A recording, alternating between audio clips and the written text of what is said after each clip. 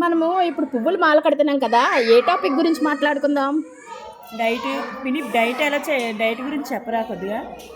కూతురా, డైట్ గురించి చెప్తుంటే జనాలందరూ కూడా ఎవరు సరిగ్గా వినట్లేదమ్మా. చెడ్డ విషయాలు అనుకో అమ్మా, చాలా చక్కగా చెవుల్లోకి వెళ్ళిపోతున్నాయి. అవి చక్కగా ఆచరించేస్తున్నారు. మంచి విషయాల కన్నా చెడ్డ విషయాలు బాగా నేర్చుకుంటున్నారు జనాలు. చెడ్డని నేర్చుకొని మరికంత జనాలకి ఇంకా చెడ్డ నేర్పిస్తున్నారమ్మా. మంచిగా ఎవరు కూడా ఉందారు అనుకోవట్లేదు. అదేంటమ్మా అలా అనేస్తున్నావు? వినేవాళ్ళు ఉంటారు, వినలేని వాళ్ళు ఉంటారు.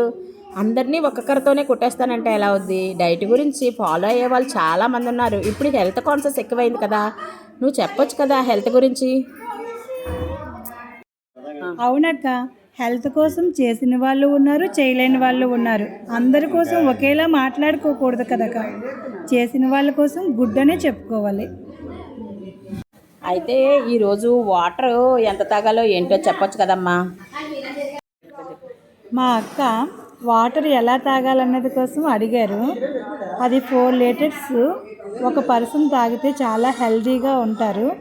4 లీటర్స్ ఒకేసారి తాగకుండా 2 లీటర్స్ ఒకసారి, 2 లీటర్స్ మధ్యాహ్నం తర్వాత ఒకసారి తాగితే చాలా హ్యాపీగా, హాయిగా ఆ రోజు ఆ మనిషికి అంతా కూడా చాలా చక్కగా సాగిపోతుంది. నీళ్ళు తాగడం వల్ల హెల్తీగా ఉంటారు, అనారోగ్యాలు కూడా మన దగ్గరికి రావు. ఓకే అండి, థ్యాంక్ యూ అండి.